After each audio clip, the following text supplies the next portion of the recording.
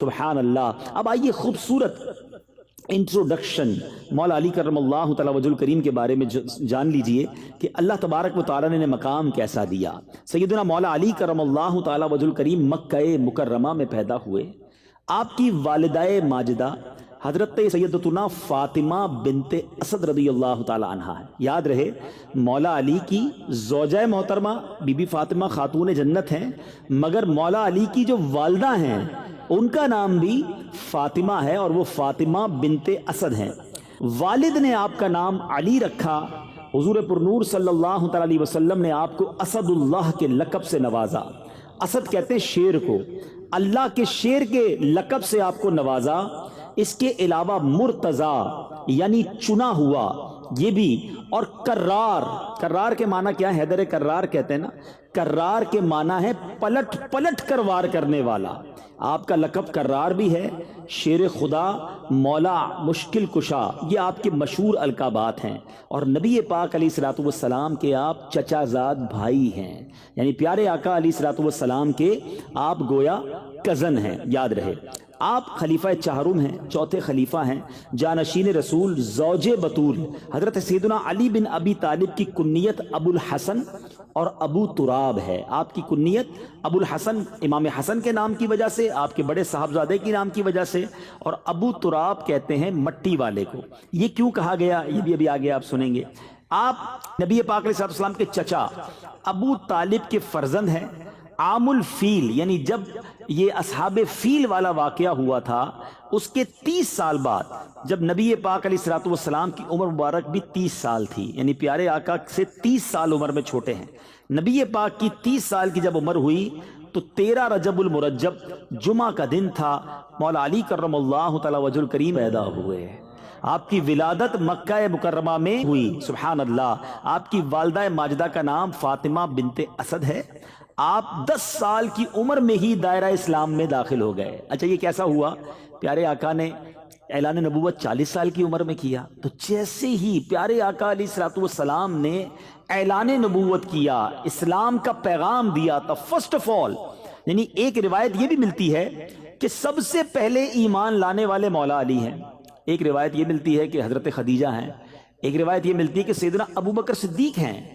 तो उलमा ने इसको जबरदस्त तरीके से कैटेगराइज किया कि सबसे पहले मर्दों में जो ईमान लाए वो हजरत अबू बकर सिद्दीक ईमान लाए। सबसे पहले औरतों में जो ईमान लाई वो हजरत खदीजतुल कुबरा रज़ियल्लाहु ताला अन्हा ईमान लाई। और सबसे पहले लड़कों में जो ईमान लाए वो मौला अली करमल्लाहु ताला वजहुल करीम ईमान लाए। सुभान अल्लाह। अब 10 साल की उम्र है, इस्लाम कबूल कर लिया है, और नबी पाक की गोया गोद है, आका की तरबियत है, नबी पाक की बातें हैं, प्यारे आका अलैहिस्सलातु वस्सलाम की आगोश है। फ्रॉम द चाइल्डहुड मौला अली करमल्लाहु तआला वजहुल करीम की जो तरबियत हुई है, सुभान अल्लाह, वो नबी पाक अलैहिस्सलातु वस्सलाम ने गोया तरबियत फरमाई। आप नबी पाक के साथ तमाम ही गज़वात में बड़े आगे रहकर आपके साथ शिरकत की। गज़वा बदर, गज़वा उहद, गज़वा खंदक, तमाम इस्लामी जंगों में बेपनाह शुजाअत के साथ आप शिरकत करते रहे। कुफ़ार के बड़े बड़े नामवर बहादुर जो थे वो आपकी तलवार जुल्फ़िकार के काहिराना वार की वजह से वासिल नार हुए। मौला अली हज़रत उस्मान गनी रज़ियल्लाहु तआला की शहादत के बाद आपके हाथ पर मुहाजिरीन और अंसार ने बेअत की। आप खलीफा चाहरुम बने, अमीरुल मोमिनीन बने। 4 बरस 8 माह 9 दिन आप मसनद खिलाफत पर रहे। आपकी जो हुकूमत थी, जो खिलाफत थी, वो 4 years 8 months and 9 days, ये आपका ड्यूरेशन था। 17 या 19 रमज़ान को एक जालिम ने आप पर कातिलाना हमला किया और 21 रमज़ान इतवार की रात आपने जामे शहादत नोश किया। ये छोटा सा जिसको आप कहिए इंट्रोडक्शन था, वरना आपकी हस्ती वो है कि कई किताबें लिख दी जाएं, कई बयानात किए जाएं। अल्लाह ताला ने जो मकाम आपको अता किया था, अभी आप मज़ीद जब वाक़यात सुनेंगे तो रियलाइज़ होगा कि कैसी शानदार आपकी तरबियत हुई थी। एक बड़ी इंपॉर्टेंट बात, सहाबा किराम अलैहिम रिज़वान का हम जब भी नाम लेते हैं तो हम कहते हैं रज़ियल्लाहु ताला अन्हु। मौला अली के नाम के साथ करमल्लाहु ताला वजहुल करीम कुछ डिफर है ना, ये क्यों कहा जाता है? बड़ी खूबसूरत इसकी वजह है। करमल्लाहु ताला वजहुल करीम यानी इसके पहले तो माना समझ लीजिए کہ کرم اللہ تعالی وجہ کریم کے معنی ہے کہ اللہ تبارک و تعالی نے آپ کے چہرے کو اللہ تبارک و تعالی اور عزت اور برکت نصیب فرمائے، اس پر اور رحمتوں کا نزول فرمائے۔ اس کی وجہ یہ ہے کہ جب قریش مبتلا قحط ہو گئے تھے، قحط کا وقت آیا تھا، تو پیارے آقا علیہ الصلوۃ والسلام ابو طالب پر تخفیف عیال یعنی بال بچوں کا بوجھ کچھ کم ہو جائے، اس لیے نبی پاک حضرت مولا علی کو بچپن ہی میں اپنی بارگاہ میں لے آئے تھے، یعنی گویا نبی پاک نے اپنے ساتھ ہی انہیں رکھ لیا تھا۔ مولا علی نے پیارے آقا علیہ الصلوۃ والسلام کے آغوش مبارک میں پرورش پائی، بچپن ہی سے جو آنکھیں کھولی تو نبی پاک کا چہرہ دیکھا، آواز سنی تو پیارے آقا کی آواز سنی، نبی پاک نے جیسے ہی اعلان نبوت کیا آپ ایمان لے آئے، اولین نماز پڑھنے والوں میں آپ شامل ہو گئے، گویا کبھی زندگی میں کسی بت کو سجدہ نہیں کیا، کسی اور کو خدا نہیں مانا، ماتھا کسی اور کے آگے نہیں ٹیکا، زندگی میں جب سے آنکھیں کھولی، نبی پاک کی آغوش میں آنکھیں کھولی تو آپ کے چہرے کو اللہ نے شروع ہی سے ان تمام چیزوں سے بچائے رکھا، عزت عطا فرمائی، اس لیے آپ کا لقب کرم اللہ تعالی وجہ ہو گیا، سبحان اللہ۔ اور میرے میٹھے اسلامی بھائیوں، اب نبی پاک نے کرم کیسا کیا، اپنی لاڈلی شہزادی حضرت سیدتنا فاطمہ الزہرا رضی اللہ تعالی عنہا آپ کی زوجیت میں آئیں، ان کے ساتھ نبی پاک نے نکاح فرمایا، بڑے شہزادے حضرت امام حسن تھے، اس لیے آپ ابو الحسن کہلائے۔ اب آئیے بتاتا ہوں ابو تراب کیوں کہتے ہیں۔ ابو تراب مٹی والا۔ ایک بار نبی پاک علیہ الصلوۃ والسلام بی بی فاطمہ کے گھر آئے اور معلوم کیا کہ مولا علی کہاں ہے، پتہ چلا کہ وہ گھر سے باہر گئے ہیں۔ پیارے آقا علیہ الصلوۃ والسلام ان کے پیچھے گئے تو آپ ایک مٹی کے ڈھیر پر لیٹے ہوئے تھے، چادر جسم سے ہٹ گئی تھی تو وہ مٹی جو ہے آپ کے جسم پر لگ گئی۔ نبی پاک نے فرمایا کم یا ابا تراب، اٹھ جاؤ اے مٹی والے۔ حضرت مولا علی کہتے ہیں جب سے نبی پاک نے مجھے ابو تراب کہا ہے، مجھے اپنے سارے ناموں سے زیادہ اچھا نام یہ لگنے لگ گیا ہے۔ سیدی اعلیٰ حضرت لکھتے ہیں اس نے لقب خاک شہنشاہ سے پایا، جو حیدر کرار کے مولا ہے ہمارا۔ تو سبحان اللہ، ایک اور خوبصورت کرامت سنتے ہیں اور پھر آپ کی سیرت کے خوبصورت پہلوؤں کی طرف جس سے مجھے اور آپ کو آج کچھ سیکھ کر اٹھنا ہے۔ کچھ محبت تو ہم سب کرتے ہیں نا، پنجتن پاک سے محبت کرتے ہیں، اہل بیت اطہار سے محبت کرتے ہیں، مولا علی کے سارے ہی چاہنے والے ہیں۔ نبی پاک اتنی محبت جن سے کریں، ہم کیوں نہ ان سے محبت کریں، مگر آج ان کی سیرت سے کچھ سیکھ کر جانا ہے۔ پہلے ایک بڑا خوبصورت آپ کی کرامت سنتے ہیں۔ ایک مرتبہ نہر فرات میں زبردست طغیانی آ گئی، ٹھیک ہے نا، پانی اوور فلو ہونے لگا، لوگ اس بات سے ڈر گئے کہ کہیں سیلاب نہ آ جائے، فلڈ نہ آ جائے۔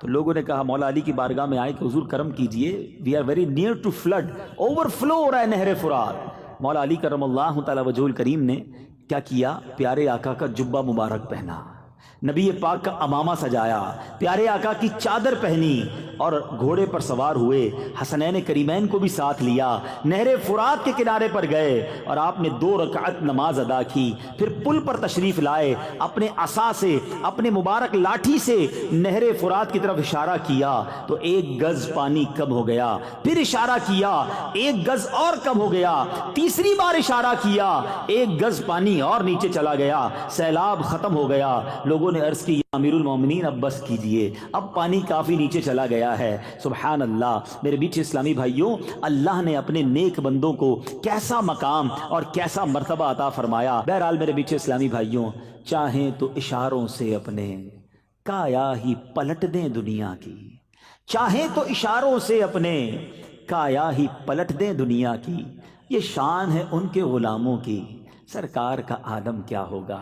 ہو سکتا ہے کسی کے ذہن میں یہ بات بھی آئے کہ جناب یہ کیسے پاسبل ہے کہ اس طرح کے میریکلز، اس طرح کی انہونی چیزیں یہ قرآن و حدیث میں کہاں موجود ہیں؟ یہ آپ واقعات تو سنا رہے ہیں مولا علی کے، اس کی کوئی اصل قرآن سے ہے، اس کی کوئی اصل حدیث سے ہے؟ میں بہت بڑے اس کی ڈیٹیل میں نہیں جاؤں گا، لیکن جو قرآن پڑھنا جانتے ہوں اور قرآن کو ریسرچ کر سکتے ہوں تو 2 واقعات کی طرف اشارہ کر دیتا ہوں، باقی تفصیل آپ کو قرآن پاک خود بتا دے گا کہ بی بی مریم رضی اللہ تعالی عنہا جو ہیں، آپ کی محراب کا ذکر قرآن میں ہے، جہاں پر آپ عبادت کیا کرتی تھی۔ حضرت زکریا علیہ السلام نے جب وہاں جاتے ہیں تو دیکھا کہ حضرت مریم کو بے موسم کے پھل مل رہے ہیں، اور آپ نے دیکھا کہ جب وہ پھل کا موسم نہیں ہوتا تھا آپ کو اس محراب میں پھل ملتے۔ آپ نے پوچھا اے مریم یہ پھل کہاں سے آئے؟ کہا مجھے اللہ دیتا ہے۔ حضرت مریم کی اس محراب میں رہ کر حضرت زکریہ علیہ السلام نے جب دعا کی اللہ نے انہیں اولاد عطا کی۔ تو پتہ چلا کہ قرآن میں بی بی مریم کی اس کرامت کا ذکر ہے۔ اسی طرح ایک اور خوبصورت واقعہ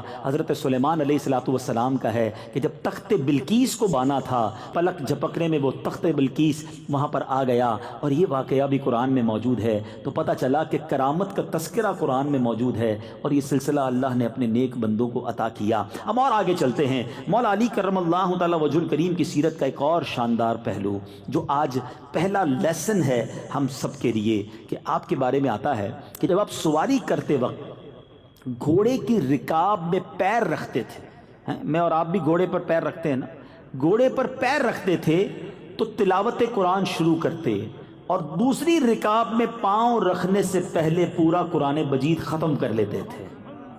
اب یہ بھی کرامت ہے، اتنے شارٹ ٹائم میں کوئی قرآن پورا کیسے پڑھ سکتا ہے؟ لیکن اس سے پتہ کیا چلا کہ تلاوت قرآن کا آپ کو کتنا شوق تھا، آپ کتنا تلاوت قرآن کرتے تھے۔ سبحان اللہ۔ مولا علی کرم اللہ تعالی وجہ الکریم خود فرماتے ہیں کہ آپ کے بارے میں آتا ہے کہ اگر میں چاہوں تو سورہ فاتحہ کی تفسیر سے 70 اونٹ بھر دوں، یعنی اگر میں سورہ فاتحہ کی صرف تفسیر لکھنا چاہوں تو اتنے رجسٹر تیار ہو جائیں کہ 70 اونٹوں کو انہیں اٹھانا پڑ جائے۔ اتنا علم قرآن مولا علی کرم اللہ تعالی وجہ الکریم کے سینے میں موجود تھا۔ اور کیوں نہ ہو، نبی پاک فرماتے ہیں میں علم کا شہر ہوں اور علی اس کا دروازہ ہے۔ ایک اور جگہ نبی پاک فرماتے ہیں میں حکمت کا گھر ہوں اور علی اس کا دروازہ ہے۔ اللہ تبارک و تعالی نے ایسا علم آپ کو عطا فرمایا، اور سبحان اللہ آپ وہ عظیم ہستی ہیں کہ جن کا ذکر قرآن میں کتنے پیارے انداز میں موجود ہے۔ خود قرآن کی تلاوت فرمانے والے، قرآن کو اتنا سمجھنے والے۔ تھوڑا سا بریک لیتا ہوں، ہم قرآن کتنا پڑھتے ہیں، ہم قرآن کتنا انڈرسٹینڈ کرتے ہیں؟ پنجتن کے غلام، مولا علی کی بڑی جناب محبتیں دل میں، امام حسین کی نیاز بنانے والے، محرم میں خوب ان کی یاد کرتے ہیں۔ مگر اے پنجتن کو ماننے والو، اے اہل بیت اطہار کی محبت کا دم بھرنے والو، میں آپ سے پوچھنا چاہتا ہوں، مولا علی تو گویا روز قرآن پورا ختم کریں، ہم کتنی بار قرآن کھولتے ہیں؟ اچھا قرآن پڑھتے بھی ہیں تو انڈرسٹینڈ کتنا کرتے ہیں، سمجھنے کی کتنی کوشش کی؟ خدا را قرآن سے دور رہ کر زندگی نہ گزارے۔ آج کل اگر کوئی چیک کرے اپنے موبائل کو تو واٹس ایپ شاید 5 منٹ پہلے ہم نے چیک کیا تھا، 5 منٹس بیفور آن لائن تھا، فیس بک شاید 1 آور بیفور آن لائن تھا، اور بہت سارے ٹویٹر، انسٹاگرام 1-2 گھنٹے پہلے آن لائن تھے۔ اتنا زیادہ آن لائن، اور قرآن لاسٹ رمضان آن لائن ہوا تھا۔ اب نیکسٹ کب ہوگا؟ نیکسٹ رمضان آن لائن ہوگا۔ Softwares, mobiles, every time we have online. Quran once in a year, اور وہ بھی چند لوگ۔ اب تو وہ بھی ٹرینڈ ختم ہوتا جا رہا ہے، اب رمضانوں میں میچز ہو رہے ہوتے ہیں، اور جناب آؤٹنگ ہو رہی ہوتی ہے، آل یو کین ایٹ کے ہوٹلز پہ افطاری اور سحری ہو رہی ہوتی ہے۔ پہلے کم از کم رمضان میں بھی قرآن کھلتا تھا، اب اتنے فیسٹیول، اب اتنے پروگرامز، اتنی جناب آفرز آ گئی ہیں کہ پہلے 10 دن یہ کام کریں گے، اگلے 10 دن یہ کریں گے، آخری 10 دن شاپنگ کریں گے۔ عبادت کہاں گئی؟ قرآن رمضان فوڈ فیسٹیول کے لیے تھوڑی آ رہا ہے، رمضان تو مغفرت کروانے آتا ہے۔ شہر رمضان وہ ہے جو قرآن کے نازل ہونے کا مہینہ۔ اور یاد رکھنا، اتنے سارے سافٹ ویئر آن لائن کرنے والوں، جب بندہ قبر میں جائے گا نا تو اس کے سارے سافٹ ویئر آف لائن ہو جائیں گے، مگر قرآن وہاں بھی آن لائن ہوگا۔ جس نے قرآن کے ساتھ دوستی کی ہوگی، قرآن قبر میں جا کے شفاعت کرے گا، اللہ کی بارگاہ میں عرض کرے گا مولا اس نے مجھے تھاما تھا، میری شفاعت قبول فرما۔ قرآن اور رمضان کی شفاعت رب قبول فرمائے گا۔ لیکن کوئی ہمارا ایسا لگتا ہے کہ تعلق ہی ختم ہوتا جا رہا ہے قرآن سے۔ سچ بتاؤں، ہونا یہ چاہیے میٹھے اسلامی بھائیوں، ڈیلی بیسس پر، کہ میں آنکھیں بند نہ کروں، میں سوؤں نہ روزانہ جب تک میری آنکھ کچھ قرآن نہ دیکھ لے، میرے کان کچھ قرآن سن نہ لیں، میری زبان کچھ تلاوت نہ کر لے۔ لیکن ایسا ہو نہیں رہا۔ مولا علی کرم اللہ تعالی وجہ الکریم کی اس خوبصورت سیرت سے میسج لیجئے کہ ہم نے یقیناً اہل بیت اطہار کے پیچھے پیچھے جنت میں جانا ہے انشاءاللہ۔ ان کی غلامی ہے نا، ہم تو ان کے غلام ہیں۔ مجھے کہتے نا عشق ہے تو علی سے ہے، مجھے عشق ہے تو حسین سے۔ لیکن یہ کیسا عشق ہے کہ وہ تو قرآن کے دل دادا، قرآن سمجھنے والے، قرآن کے ایک ایک لفظ کو انڈرسٹینڈ کرنے والے، مگر آج ایک اول قرآن پڑھتا نہیں، پڑھتا تو سمجھتا نہیں۔ پڑھیے بھی اور سمجھیے بھی، قرآن کی تفسیر پڑھیے نا۔ دعوت اسلامی نے تو بڑا آسان کر دیا ہے، بڑی آسان اردو میں آپ کو تفسیر قرآن دے دی ہے، اس کی اپلیکیشن بنا دی۔ آپ کہیں جناب بڑی بڑی بکس نہیں پڑھتا، اچھا بھائی موبائل میں اپلیکیشن ڈال لو، free of charge, internet free ہے آپ کے پاس، آپ ڈاؤن لوڈ کریں، روز قرآن تھوڑا سا پڑھ لیں، ایک آیت پڑھ لیں، اس کی تفسیر پڑھ لیں۔ مگر اس کا بھی ٹائم نہیں ہے، ٹاپکس الگ الگ کر کے دے دیے کہ کس کس ٹاپک پر قرآن کیا کہتا ہے۔ اور سبحان اللہ، پھر مولا علی کی سیرت کا ایک اور پہلو، آپ کے بارے میں قرآن کیا کہتا ہے؟ وہ جو اپنے مال اللہ کی راہ میں خرچ کرتے ہیں، پھر دیے پیچھے نہ احسان رکھیں نہ تکلیف دیں، ان کا انعام ان کے رب کے پاس ہے۔ یعنی اللہ کی راہ میں جب صدقہ کریں، احسان نہ جتائیں، کسی پر کوئی بوجھ نہ بنے، تکلیف نہ پہنچائیں، پھر اللہ اس کا اجر عطا فرماتا ہے۔ اور مولا علی نے کیسا صدقہ کیا، سبحان اللہ۔ آج لوگ کہتے ہیں یار ہم کچھ چیریٹی کریں تو لوگوں کو پتہ چلنا چاہیے، کوئی ایڈورٹائزمنٹ ہو، کوئی اناؤنسمنٹ ہو، کوئی سوشل میڈیا پہ کمپین ہو جائے۔ مولا علی کا صدقہ ایسا ہے کہ صبح قیامت تک قرآن کی تلاوت ہوتی رہے گی، اور مولا علی کا جو صدقہ تھا اس کا ذکر ہوتا رہے گا۔ قرآن کہتا ہے وہ جو اپنے مال خیرات کرتے ہیں رات میں اور دن میں، چھپے اور ظاہر، ان کے لیے ان کا نیک یعنی انعام حصہ ہے ان کے رب کے پاس، ان کو نہ کچھ اندیشہ ہو نہ کچھ غم۔ یہ کیوں کہا قرآن نے؟ آپ نے کیا کیا؟ آپ کے پاس 4 جو ہے وہ درہم تھے، چاندی کے سکے تھے، آپ کو اللہ کی راہ میں خرچ کرنے تھے۔ آپ نے کیا کیا؟ آپ نے ان چاروں کو خیرات کیا۔ صرف 4 تھے، وہ چاروں خیرات کر دیے، مگر کیسے کیا؟ ایک رات میں دیا، ایک دن میں دیا، ایک چھپ کر دیا، اور ایک ظاہر کر کے دیا۔ آپ نے چاہا کہ کسی ذریعے سے اللہ کی بارگاہ میں قبول ہو جائے، چاروں انداز سے صدقہ دیا، اور اللہ کو یہ انداز ایسا پسند آیا کہ اللہ تبارک و تعالیٰ نے آپ کے اس صدقے کو قرآن میں بیان فرما دیا کہ وہ لوگ جو اس طرح صدقہ کرتے ہیں صبح و شام، چھپا کر ظاہر، ان کا اجر اللہ کے پاس ہے۔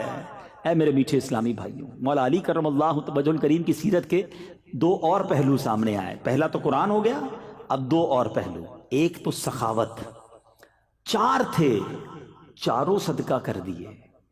ادھر کروڑوں ہوتے ہیں مگر زکوٰۃ پوری نہیں دیتے، ڈیفیکلٹ فیل کرتے ہیں، کوئی نہ کوئی بہانہ ڈھونڈتے ہیں کہ یار کوئی ایسی ٹرک مل جائے کہ اتنی بڑی پراپرٹی ہے، اتنا بڑا بینک بیلنس ہے، یار میری تو کروڑوں زکوٰۃ بن جائے گی، کوئی فتویٰ ایسا لے آؤ، میں کوئی ایسی جگہ انویسٹمنٹ کر دوں کہ میری زکوٰۃ چھوڑی ہو جائے۔ استغفر اللہ، جس رب نے تمہیں کروڑوں دیے ہیں، تمہیں اس کا 2.5% دیتے ہوئے موت آتی ہے۔ آپ کو پتہ ہے قارون کیوں تباہ ہوا تھا؟ What is the reason? قارون بلینر تھا اس وقت کا، اتنا خزانہ تھا کہ اس کے خزانے کی چابیوں کو اٹھانے کے لیے ایک پوری جماعت چلتی تھی، اونٹوں کی قطاریں لگتی تھی، خزانے کے لیے نہیں، اس کی کیز کے لیے۔ تو اس کو حضرت موسیٰ علیہ السلام نے آرڈر دیا کہ تمہیں زکوٰۃ دینی ہے 1000 پر 1۔ آج تو 100 پہ 2.5 ہے نا، 2.5% ہے، اس کو 1000 پہ 1 کہا تھا، اس نے اوکے کر دیا۔ گھر جا کے کیلکولیشن کی تو اس کا تو 1 بھی بہت بنتا تھا، وہ بھی شاید اس زمانے کا کروڑوں اربوں روپے بنتا تھا، تو اب اس کو تو بھاری پڑ گیا کہ میں زکوٰۃ کیسے دوں۔ اس نے وہ زکوٰۃ کے ڈینائل کے لیے حضرت موسیٰ سے جنگ کی، حضرت موسیٰ پر معاذ اللہ برے الزام لگائے، لوگوں میں کمپین کی کہ یہ ہمارا مال چھیننا چاہتے ہیں۔ اللہ نے قارون کو بھی غرق کر دیا، اس کے سارے خزانے کو بھی غرق کر دیا، تباہ و برباد ہو گیا۔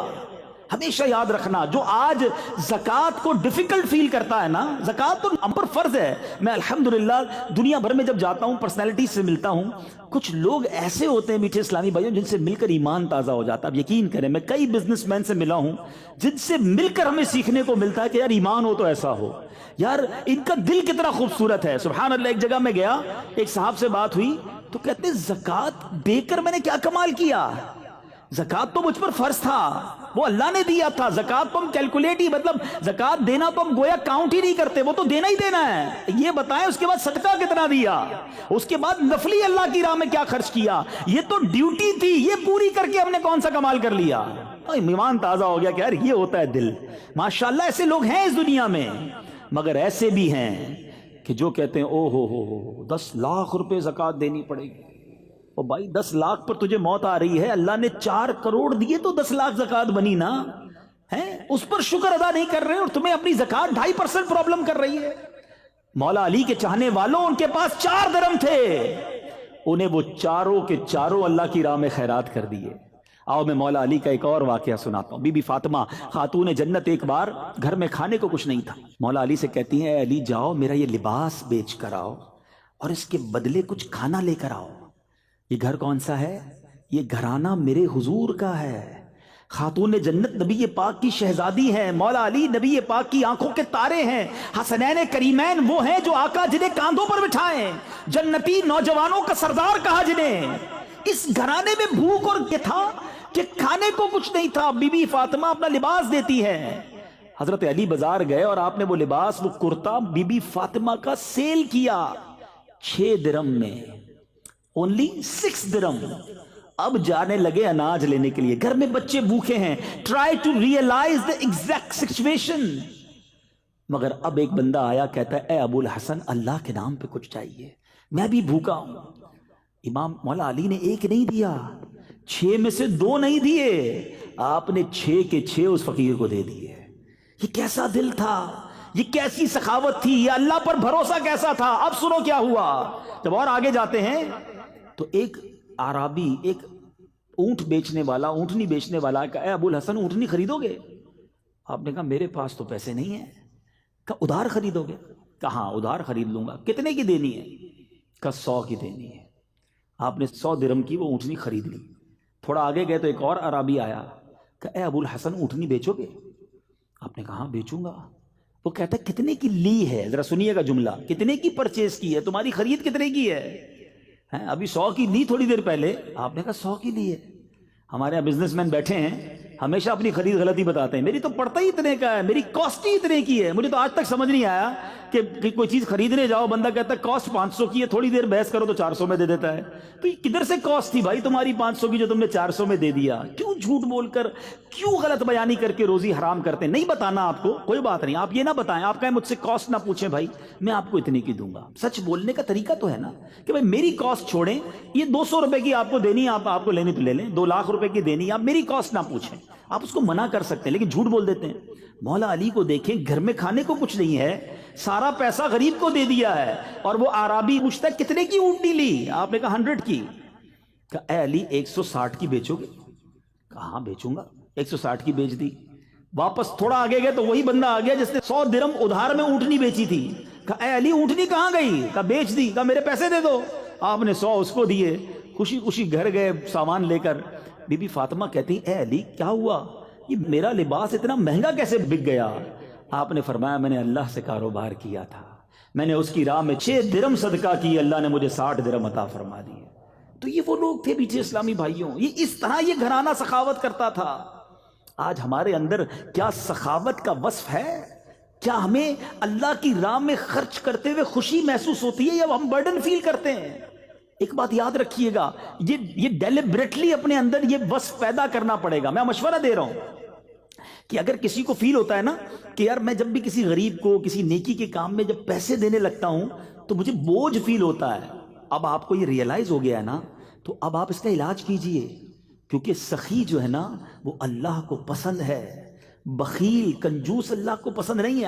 اگر خدا نہ خواستہ دل میں کنجوسی آ گئی ہے تو علاج ہو جائے گا، اس کا طریقہ بتاتا ہوں میں آپ کو، لیکن پہلے ریئلائز تو کر لینا کہ ہاں یار یہ پرابلم نکلنا چاہیے۔ میں آپ کو ایک حدیث سناتا ہوں پہلے۔ حضرت ابو ہریرہ رضی اللہ تعالیٰ عنہ اس حدیث کے راوی ہیں، آپ فرماتے سخی، حدیث کا مضمون ہے، نبی پاک علیہ الصلوۃ والسلام فرماتے ہیں سخی 3 چیزوں کے قریب ہوتا ہے، close with 3 things and far from 1 thing، ایک چیز کے دور ہوتا ہے۔ اللہ کے حبیب فرماتے ہیں سخی اللہ کے قریب ہوتا ہے، سخی لوگوں کے قریب ہوتا ہے، سخی جنت کے قریب ہوتا ہے، اور دور کس سے ہوتا ہے؟ سخی جہنم سے دور ہوتا ہے۔ اب سوچ لیجئے، اور نبی پاک فرماتے ہیں بخیل کنجوس اسٹنجی یہ 3 چیزوں سے دور ہوتا ہے اور ایک کے قریب ہوتا ہے۔ فرمایا بخیل اللہ سے دور، جنت سے دور، لوگوں سے بھی دور، وہ جہنم کے قریب ہوتا ہے۔ ڈیسائیڈ آپ نے کرنا ہے۔ آپ دیکھیں لوگ اسی کے گرد آپ کو ملیں گے جو سخی ہوگا، جو کھلاتا پلاتا بانٹتا، لوگ اسے پسند کریں گے۔ کنجوس کو دنیا میں بھی کوئی پسند نہیں کرتا، اور اللہ بھی پسند نہیں کرتا. ایک بزرگ سے کویسچن ہوا کہ سخاوت زیادہ زبردست چیز ہے یا بہادری؟ تو انہوں نے فرمایا جو سخی ہوتا ہے نا اس کو لڑنے کی ضرورت ہی نہیں پڑتی ہے، اس کو بہادری دکھانے کی ضرورت ہی نہیں پڑتی. سخاوت کی وجہ سے لوگ ویسے ہی اس کے قائل ہو جاتے ہیں. تو سخاوت ایک ایسا وصف ہے اور یہ نبی پاک میں تھا. کیسا وصف تھا؟ پوچھو سیدی اعلیٰ حضرت سے. میرے آقا تو جواد، واہ کیا جود و کرم ہے شہ بطحا تیرا، نہیں سنتا ہی نہیں مانگنے والا تیرا. میرے کریم سے گر قطرہ کسی نے مانگا، دریا بہا دیے دربے بہا دیے ہیں. آقا تو ایسے سخی، اور میرے آقا کا گھرانہ بھی ایسا سخی. ایک بار حضرت امام حسین فرماتے ہیں کہ بی بی فاطمہ خاتون جنت اور ہم سب گھر والوں کا ایک دن کا فاقہ تھا. پورے دن کے کھانے کے بعد دسترخوان بچھا. بچے کہتے ہیں امام حسین اور امام حسن ہم کھانا کھا چکے تھے، بی بی فاطمہ نے کھانا باقی تھا. دسترخوان پر کھانا لگا، دروازے پر دستک ہوئی، اے فاطمہ میں 2 دن کا بھوکا ہوں، مجھے کھانا دو. امی حضور کہتی ہیں جا کر اسے کھانا دے دو. کہا امی آپ بھی 1 دن سے فاقے میں ہیں. کہا میں 1 دن کے فاقے میں ہوں، یہ اللہ کا بندہ 2 دن سے فاقے میں ہے، جاؤ اس کو کھانا دے دو. یہ گھرانہ میرے حضور کا ہے. مگر آج ہم اپنے اندر سوچیں، ہمارے آس پاس ہمارے غریب رشتہ دار ہیں، ہمارے غریب امپلائیز ہیں، ہمارے پڑوسی ہیں، مگر کیا ہم انہیں دیتے ہوئے خوشی محسوس کرتے ہیں؟ تلاش کر کے دیتے ہیں. اور سبحان اللہ مولا علی کی سیرت سنی ہے، 4 درم تھے، 4 کے 4 اللہ کی راہ میں دے دیے نا. اور پھر اللہ نے قرآن میں کیسا ذکر کیا. اور دوسری بات کیا ملی، جو اب یہ 3rd پوائنٹ ہو گیا. پہلا قرآن سیکھنا ہے اور پڑھنا ہے، دوسرا سخاوت، اور تیسری چیز جو سیکھنے کو ملی مولا علی کی سیرت سے کہ آپ نے کس طرح چھپ کر اندھیرے میں دن کے اجالے میں، یعنی 4 طریقوں سے صدقہ دیا کہ کسی طرح اللہ کی بارگاہ میں قبول ہو جائے. مگر ہمارا طریقہ کیا ہے؟ اللہ کی رضا ہے یا لوگوں کو دکھانا ہے؟ پلیز یہ شیطان کا خطرناک وار ہے، یاد رکھیے. جب تک آپ شیطان اپنے اینیمی کو نہیں پہچانو گے وہ برباد کرتا رہے گا. شیطان کہتا ہے یار بندے نے میری بات تو مانی نہیں، نماز پڑھ ہی لی ہے، روزہ رکھ ہی لیا ہے، صدقہ دے ہی دیا ہے، اچھا کام کر ہی لیا ہے، اب اس کا یہ کام کس طرح تباہ ہو سکتا ہے؟ اب وہ دکھلاوا کرواتا ہے. اب وہ اس کے اندر یہ بات ڈالتا ہے کہ ذرا لوگوں کو بھی تو بتانا کہ تو کتنا نیک ہے. پہلے مشہور تھا نیکی کر دریا پہ ڈال، اب ہے نیکی کر فیس بک پہ ڈال. اب تو جو کام کرنا ہے فیس بک پہ ڈالنا ہے. ہمیں تو بس نہیں چلتا، ورنہ ہم لائیو اپنی نماز دکھائیں لوگوں کو، دیکھو یہ پہلا سجدہ ہو گیا، یہ دوسرا سجدہ ہو گیا، دیکھو میں نے کتنی دیر قیام کیا. اتنا حال برا ہے، ایچ اینڈ ایوری تھنگ ہمیں لوگوں کو بتانی ہے. سمجھو اس بات کو، یہ شیطان کا وار ہے اور اس پر احادیث موجود ہے. میں کوئی نئی بات نہیں کر رہا ہوں. نبی پاک علیہ الصلوۃ والسلام نے اپروکسیمیٹلی 1400 ایئرز اگو ہمیں یہ بات سمجھائی ہے کہ اللہ کے حبیب علیہ الصلوۃ والسلام فرماتے ہیں کہ قیامت کے دن ایک شہید کو لایا جائے گا. ٹرائی ٹو انڈرسٹینڈ، شہید سے بڑھ کر قربانی دینے والا کون ہے؟ جان دے دی نا اس نے تو. مگر جب اللہ تبارک و تعالیٰ اس کو نعمتیں گنوائے گا کہ میں نے تجھے یہ نعمتیں دی، وہ ایکسیپٹ کرے گا کہ ہاں یا اللہ مجھے یہ نعمتیں ملی. پھر ارشاد ہوگا بتا تو نے کیا کیا؟ اب وہ شہید کہے گا مولا تو نے مجھے نعمتیں دی، میں تو تیری راہ میں لڑتے لڑتے شہید ہو گیا. ارشاد ہوگا تو جھوٹا ہے، تو نے اس لیے جہاد کیا، اس لیے لوگوں کے ساتھ تو نے مقابلہ کیا کہ لوگ تجھے بہادر کہیں. تجھے دنیا میں بہادر کہہ لیا گیا. اے فرشتوں اسے اٹھا کر جہنم میں لے جاؤ. شہید جہنم میں. فرمایا پھر ایک سخی لایا جائے گا. میں نے کہا نا شروع میں پیسہ اللہ کی راہ میں خرچ کرنا پہلے تو مشکل ہے، کر لیا تو چھپتا نہیں ہے. سخی کو لایا جائے گا اللہ کی بارگاہ میں. اللہ اپنی نعمتیں گنوائے گا، وہ مانے گا ہاں یا اللہ مجھے ملی یہ نعمتیں. رب فرمائے گا بتا تو نے کیا کیا؟ کہے گا یا اللہ تو مال دیتا رہا، میں بانٹتا رہا، میں لوگوں کی مدد کرتا رہا. ارشاد ہوگا تو جھوٹا ہے، تو نے اس لیے یہ کام کیا کہ لوگ تجھے سخی کہیں، تجھے دنیا میں سخی کہہ لیا گیا. اے فرشتوں اس کو بھی اٹھا کر جہنم میں ڈال دو. سخی جہنم میں. پھر تیسرے نمبر پر ایک قرآن سیکھنے سکھانے والا لایا جائے گا. میں حدیث کا مضمون سنا رہا ہوں. اللہ اسے بھی نعمتیں گنوائے گا، وہ ایکسیپٹ کرے گا. رب فرمائے گا بتا تو نے کیا کیا؟ کہے گا یا اللہ تو نے قرآن کا علم دیا، میں دوسروں کو پڑھاتا رہا. فرمایا تو جھوٹا ہے، تو نے اس لیے یہ کام کیا کہ لوگ تجھے عالم کہیں، قاری کہیں، تجھے کہہ لیا گیا. اے فرشتوں اس کو اٹھا کر جہنم میں ڈال دو. آپ ذرا سوچئے، جو یہاں سخی بیٹھا ہے، حاجی بیٹھا ہے، نمازی بیٹھا ہے، قرآن کا علم جاننے والا بیٹھا ہے، مبلغ بیٹھا، ہم سب کو ڈرنا ہے کہ اللہ کے لیے کام کریں. اگر لوگوں کے لیے یہ کام کیے تو کہیں ایسا نہ ہو سارا سفر بیکار ہو جائے. تو بہرحال مولا علی کرم اللہ تعالی وجہ الکریم ہمیں آج بھی گویا سکھا رہے ہیں کہ صدقہ ضرور کرنا، نیکی ضرور کرنا، مگر اللہ کے لیے کرنا. اے میرے میٹھے اسلامی بھائیوں، آپ کے بارے میں سبحان اللہ بہت سارے فضائل ہیں. میں اب اپنے بیان کو اینڈنگ کی طرف لاتا ہوں کہ حضرت عمر فاروق رضی اللہ تعالیٰ عنہ، صحابہ کرام کا پہلے یہ بھی سمجھیے گا آپس میں انڈرسٹینڈنگ اور پیار کیسا تھا. حضرت عمر فاروق رضی اللہ تعالیٰ عنہ فرماتے ہیں کہ مولا علی شیر خدا کرم اللہ تعالیٰ وجہ الکریم کو 3 ایسی فضیلتیں حاصل ہیں، اگر ان میں سے ایک بھی مجھے مل جاتی تو میرے نزدیک وہ سرخ اونٹوں سے بھی محبوب تر ہوتی. سرخ اونٹ ہے نا، وہ عربوں کے سب سے مہنگی سواری، آج کی سمجھ لے BMW لینڈ کروزر نئی والی سب سے مہنگی والی جو گاڑی ہے نا، وہ اس زمانے میں سرخ اونٹ ہوتے تھے. تو آپ فرماتے ہیں کہ سرخ اونٹوں سے بھی میرے لیے بہتر ہے اگر مجھے ایک فضیلت بھی مل جاتی. حضرت عمر کہتے ہیں جو حضرت علی کو 3 فضیلتیں حاصل تھی. اب ذرا سنیے گا. نمبر 1، اللہ کے پیارے حبیب علیہ الصلوۃ والسلام نے اپنی لاڈلی بیٹی حضرت فاطمہ الزہرا کا نکاح مولا علی سے کیا، یہ فضیلت. نمبر 2، ان کی رہائش میرے آقا علیہ الصلوۃ والسلام کے ساتھ مسجد نبوی شریف میں تھی. ان کے لیے جو کچھ مسجد میں حلال تھا وہ انہی کا حصہ تھا. اور نبی پاک نے غزوہ خیبر میں پرچم اسلام مولا علی کے ہاتھ میں عطا کیا. یہ وہ 3 فضیلتیں ہیں جس کا ذکر کرتے ہوئے حضرت عمر کہا کرتے تھے کہ مجھے ایک بھی حاصل ہو جاتی تو میرے لیے سرخ اونٹوں سے بہتر ہے. مگر یہاں ایک بات کلیریفائی کرتا چلوں کہ صحابہ کرام کی جو کیٹیگریز ہیں وہ ہمارے ذہن میں ہونی چاہیے. ایک جملہ کہا جاتا ہے علی دا پہلا نمبر، دمادم مست کلندر، علی دا پہلا نمبر، یہ درست نہیں ہے. یاد رہے افضل البشر بعد الانبیاء، ساری کائنات میں نبیوں کے بعد سب سے افضل اگر کوئی ہستی ہیں تو حضرت ابو بکر صدیق رضی اللہ تعالیٰ عنہ. گویا پہلا نمبر اگر کسی صحابی کا ہے تو وہ حضرت ابو بکر صدیق رضی اللہ تعالیٰ عنہ. حضرت عمر رضی اللہ تعالیٰ عنہ یہ دوسرے خلیفہ، ان کا مرتبہ دوسرے نمبر پر آتا ہے. حضرت عثمان غنی رضی اللہ تعالیٰ عنہ ان کا مرتبہ تیسرے نمبر پر آتا ہے. پھر اس کے بعد شیر خدا مولا علی کرم اللہ تعالیٰ وجہ الکریم ہیں.